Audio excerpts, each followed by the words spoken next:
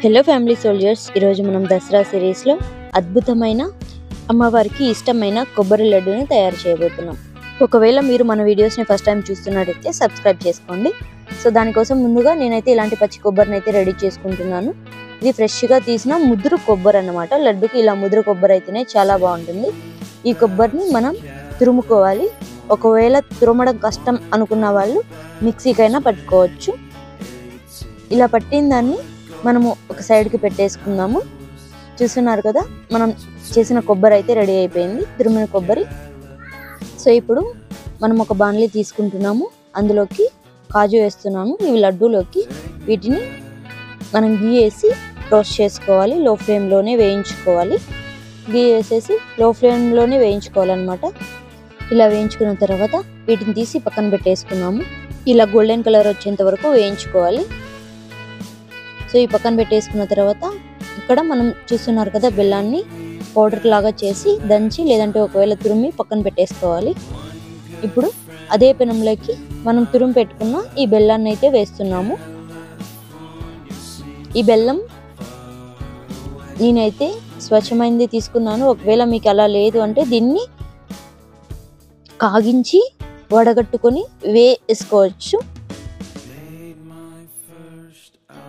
So చూస్తున్నారు కదా, ఇది లో ఫ్లేమ్లోనే ఉడకాలి. ఉడికి ఆ బెల్లం అంతా కరిగి వాటర్ లాగా అయ్యి ఆ వాటర్ కూడా పాకం వచ్చేంత వరకు కూడా కావాలి. మనం ఇలా అంటే తీగ పాకం వచ్చేంత వరకు కూడా ఇది మెల్ట్ అయ్యి కరిగి పాకంలాగా రెడీ అయిపోతుంది. సో చూస్తున్నారు కదా, ఇలా కలుపుకుంటూ ఉండాలి, లేదంటే కొంచెం అడుగు పట్టే ఛాన్సెస్ ఉన్నాయి. సో కలిపేస్తూ ఉండాలి. ఇలా కలుపుకున్న కొద్దిసేపటికి ఇది మనకి చూస్తున్నారు కదా, ఇలా తీగ పాకం అయితే వచ్చేసింది. సో ఇప్పుడు మనం ఇందులోకి ముందుగా తురుము పెట్టుకున్న పచ్చి కొబ్బరిని అయితే వేసేస్తున్నాము. ఇలా వేసేటప్పుడు ఈ పచ్చి కొబ్బరిలోని వాటర్ అంతా పిండేసుకోవాలి.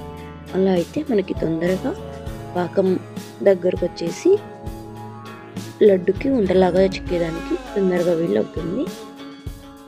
సో ఇక దీన్ని కలుపుకోవాలి. ఈ ప్రాసెస్ అంతా మనము లో ఫ్లేమ్లోనే ఉంచి చేసుకోవాలి. ఇలా కలుపుతూనే ఉండాలి, లేదంటే అడుగు పట్టే ఛాన్సెస్ ఉంటాయి. చూస్తున్నారు కదా, ఇలా కలుపుతూనే ఉండాలి. ఇలా గంటలో నుంచి కిందికి పడనంత వరకు కూడా దీన్ని కలుపుతూ ఉండాలి. అలా అయితే మనకు లడ్డూకు వచ్చినట్టు అవుతుంది. లడ్డు కూడా చాలా మెత్తగా ఉంటుంది, గట్టిగా కాకుండా. చూస్తున్నారు కదా, ఇది ఇప్పుడు మనకి లడ్డుకి పర్ఫెక్ట్ అన్నమాట. దీన్ని కొంచెం పక్కన పెట్టేసుకొని చల్లారనివ్వాలి. కొంచెం చల్లారిన తర్వాత చేతికి నెయ్యి పూసుకొని మనం లడ్డు అయితే చేయాలి. ఇలా నెయ్యి పూసుకోవడం వల్ల చేతికి అంటుకోదు, జిడ్డుగా ఉంటుంది అన్నమాట. లడ్డు కూడా బాగా రౌండ్ షేప్లో వస్తుంది. సో చూస్తున్నారు కదా, ఎంతో ఈజీ అండ్ సింపుల్ కొబ్బరి లడ్డు. ఇది చేసేటప్పుడు మనం ఆల్రెడీ వేయించి పెట్టుకున్న కాజు ఉంది కదా, వాటిని కూడా వేసేసుకొని లడ్డు చేయాలి. ఇందులోకి అవే కాకుండా డ్రై ఫ్రూట్స్ అన్నీ కూడా వేసుకోవచ్చు, అది మీ ఇష్టాన్ని బట్టి ఉంటుంది.